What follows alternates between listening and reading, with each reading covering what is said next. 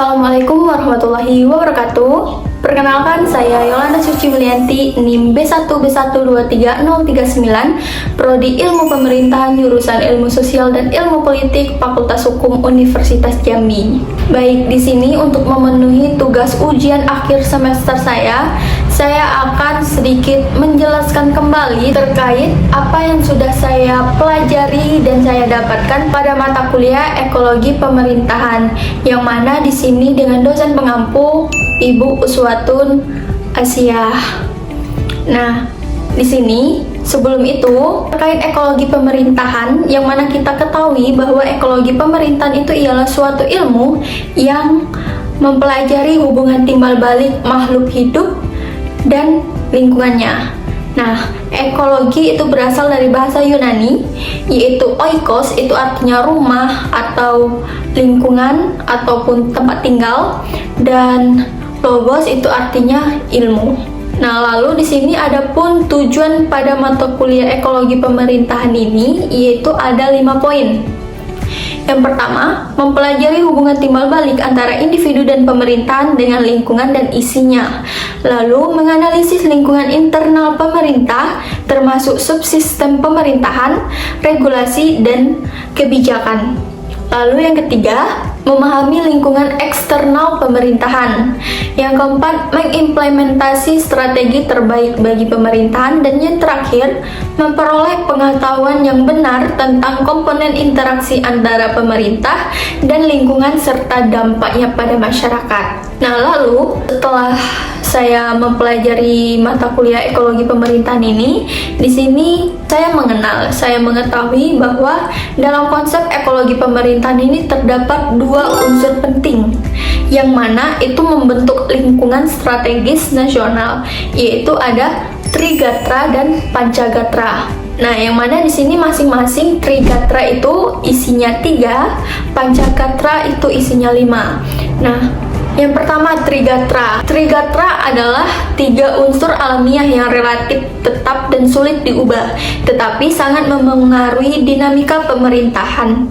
Isinya itu terdapat geografis, sumber daya alam atau SDA, dan juga sumber daya manusia SDM.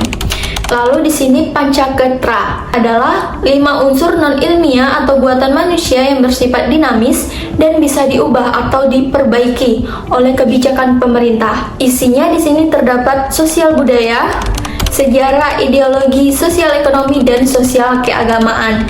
Nah, jadi Trigatra dan Pancagatra ini, yang mana Trigatra itu sesuatu yang relatif dan sulit diubah, dan sedangkan Pancagatra ini sesuatu yang bisa diubah. Seperti itu. Dia bersifat dinamis, bisa diperbaiki. Lalu lanjut, di sini juga terdapat ruang lingkup ekologi pemerintahannya, yaitu di sini ada 3. Yang pertama, dialektika antara pegawai pemerintah dengan pemerintah, subsistem pemerintahan dengan sistem pemerintahan. Lalu yang kedua, distribusi kewenangan dikaitkan dengan analisis ekologi.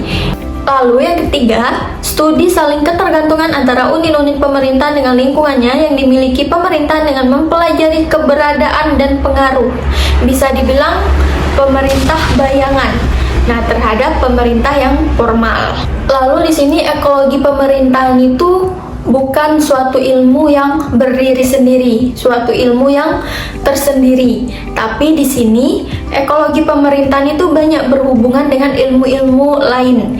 Di antaranya yaitu seperti ilmu sosial, mikrobiologi, bioteknologi, fisika, genetik, lingkungan, informatika, politik, budaya, kimia, sejarah, bahasa, ekonomi, matematika, taksonomi, dan juga geografi. Jadi ekologi pemerintahan ini juga berhubungan dengan ilmu-ilmu sosial lainnya. Nah, di sini setelah saya mempelajari ekologi pemerintahan ini, saya jadi tahu bahwa ekologi pemerintahan itu membantu kita memahami bahwa pemerintah itu tidak bisa berjalan terpisah dengan lingkungannya, dengan sekitarnya. Pemerintah harus peka dan adaptif terhadap kondisi masyarakat, budaya, dan juga tantangan sosial yang ada di lingkungan sekitar. Lalu di sini ekologi pemerintahan juga membentuk cara pandang kita secara menyeluruh. Maksudnya apa?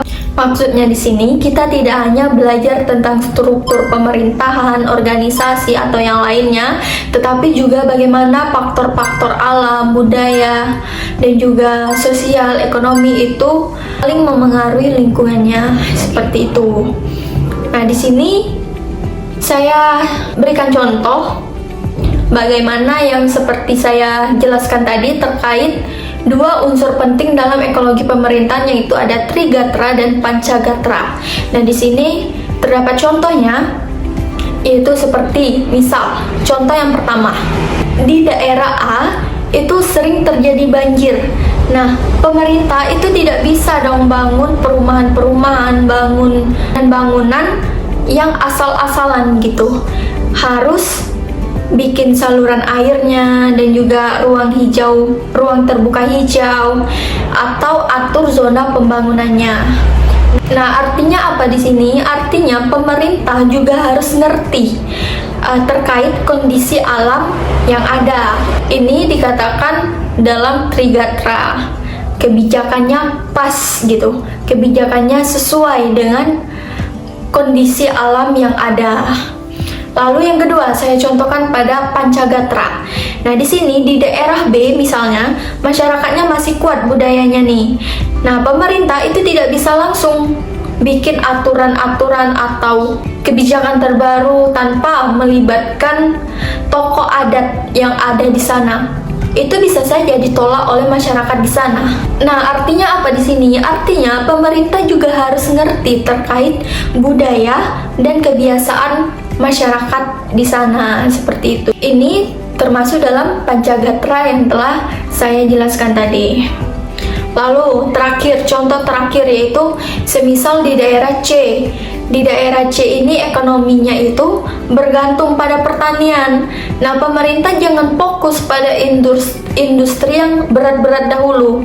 Tapi di sini pemerintah harus seperti membantu para petani dengan memberikan pupuk, subsidi, pelatihan, dan juga pemasarannya. Artinya apa di sini? Artinya pemerintah harus menyesuaikan dengan kekuatan lokal yang ada. Baik, sedikit yang dapat saya jelaskan di sini dapat saya simpulkan bahwa ekologi pemerintahan itu mengajarkan kita suatu kebijakan itu harus nyambung atau sesuai dengan kondisi nyata masyarakat dan lingkungan sekitar.